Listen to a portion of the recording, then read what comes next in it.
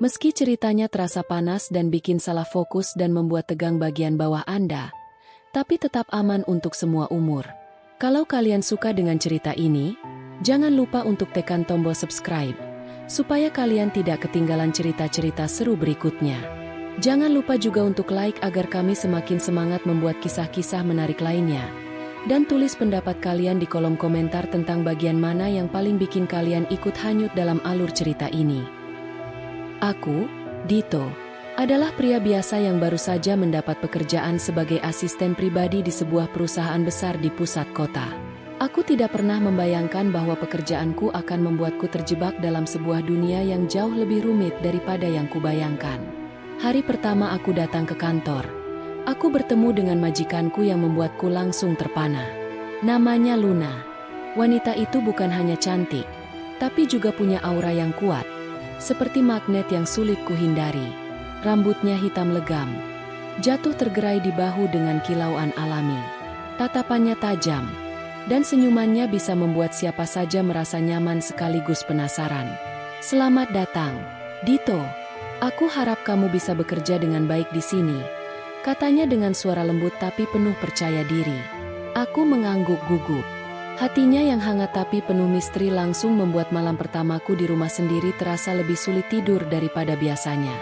Hari-hari awalku dipenuhi dengan tugas-tugas yang beragam, mulai dari mengatur jadwal pertemuan Luna, membantunya menyiapkan presentasi, hingga menemani saat ia mengadakan rapat penting. Luna selalu tampil sempurna, selalu fashionable, selalu penuh energi, tapi ada satu hal yang membuatku penasaran, tatapan matanya yang kadang berubah menjadi sendu. Aku berusaha keras menunjukkan kemampuan terbaik, tapi kadang aku merasa ada jarak yang sulit untuk kutembus. Suatu sore, saat aku membantu Luna menyiapkan dokumen di ruang kerjanya, aku tak sengaja melihat sekilas jurnal kecil yang tersembunyi di balik tumpukan kertas. Aku tidak bisa menahan rasa ingin tahu. Aku tahu itu bukan tempatku, tapi aku membukanya sebentar. Tulisan tangan itu rapi, tapi isi jurnal itu mengungkapkan sisi Luna yang belum pernah kulihat sebelumnya. Rasa takut, kesepian, dan tekanan yang dia rasakan sebagai seorang wanita sukses yang selalu harus tampil sempurna. Aku cepat menutupnya saat Luna masuk ke ruangan. Maaf, aku tidak sengaja, kataku gugup. Luna hanya tersenyum, tapi ada kesedihan yang dalam di matanya. Beberapa minggu kemudian, Luna mengirim pesan kepadaku malam hari. Dito, bisakah kamu datang ke kantor? Aku butuh bantuan. Hatiku berdegup kencang. Aku segera bergegas ke kantor, yang biasanya sudah kosong di jam itu. Saat aku tiba, lampu di ruang kerja Luna menyala redup, dan dia duduk di sana dengan ekspresi lelah. Kau satu-satunya yang bisa aku percaya, Dito, katanya lembut. Kami bekerja bersama hingga larut malam. Aku membantu menyelesaikan laporan penting yang harus dikirim esok hari. Di tengah keheningan malam, aku melihat Luna tersenyum kecil, sesuatu yang sangat jarang kulihat. Setelah itu malam, aku merasa ada yang berubah. Rasaku padanya semakin dalam. Tapi aku juga tahu aku harus menjaga jarak. Hubungan majikan dan asisten tidak boleh lebih dari profesional. Malam-malamku jadi sulit tidur. Bayangan Luna terus menghantui pikiranku. Senyumnya, tatapannya, cara dia berbicara padaku dengan suara lembut tapi tegas. Aku sering terbangun di tengah malam, memikirkan apakah rasa ini hanya sekadar kekaguman biasa, atau sesuatu yang lebih. Aku mencoba mengalihkan pikiran dengan membaca buku atau menonton film, tapi Luna selalu berhasil mencuri perhatian. Di kantor, aku melihat bagaimana Luna berinteraksi dengan orang lain. Dia memang wanita yang kuat dan mandiri.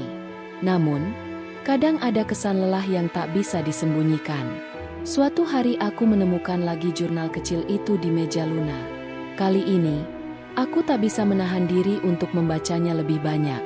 Luna menulis tentang perjuangannya menjadi seorang wanita yang diharapkan selalu sempurna. Bagaimana dia menyembunyikan kerentanannya dan rasa takut yang kadang datang tanpa diundang. Aku ingin orang tahu aku lebih dari sekadar majikan seksi, tulisnya. Aku juga manusia biasa yang ingin dicintai tanpa harus menjadi sempurna. Aku tersentuh membaca kata-katanya. Aku ingin sekali menghiburnya, Tapi aku takut jika aku terlalu dekat, aku akan kehilangan diriku sendiri. Hari-hari kami berjalan dengan rutinitas yang sama, tapi setiap kali kami berbicara, ada getaran yang tak bisa diabaikan. Luna mulai lebih sering berbagi cerita, dan aku mulai berani menunjukkan siapa aku sebenarnya. Bukan hanya asisten yang patuh, tapi juga manusia dengan perasaan. Suatu sore, saat hujan turun deras, kami terjebak di kantor.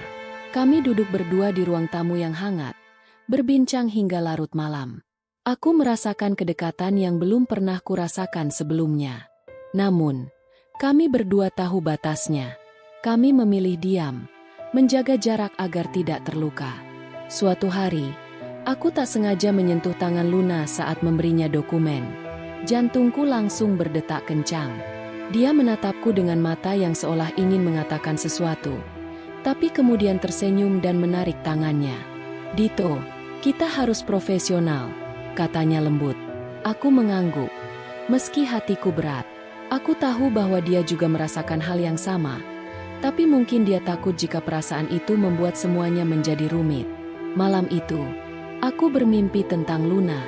Dalam mimpiku, dia bukan lagi majikan yang seksi dan kuat, tapi wanita yang rapuh dan penuh kasih sayang. Aku ingin memeluknya, melindunginya dari dunia yang keras. Tapi saat aku mencoba, dia menghilang seperti bayangan. Aku terbangun dengan perasaan campur aduk. Aku semakin sadar bahwa perasaanku padanya bukan sekadar kekaguman biasa.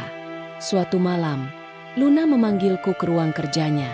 "Aku ingin bicara, Dito," katanya serius. Aku duduk di hadapannya. Degup jantungku tak menentu. Aku tahu aku bukan wanita biasa. Aku punya sisi yang mungkin sulit dimengerti, ujarnya. Tapi aku percaya padamu. Aku ingin kau tahu, aku juga susah tidur karena memikirkanmu. Aku terkejut tapi bahagia. Aku juga, Bu Luna. Aku tidak tahu bagaimana harus mengatakannya, tapi aku merasa sama. Kami berdua tersenyum malu. Hari-hari setelah pengakuan itu terasa berbeda. Kami bekerja dengan lebih santai, lebih akrab, tapi tetap menjaga profesionalitas. Luna tak lagi menyembunyikan sisi rapuhnya, dan aku berusaha menjadi teman yang bisa diandalkan. Aku tahu jalan di depan tidak mudah, tapi kami siap menghadapinya bersama.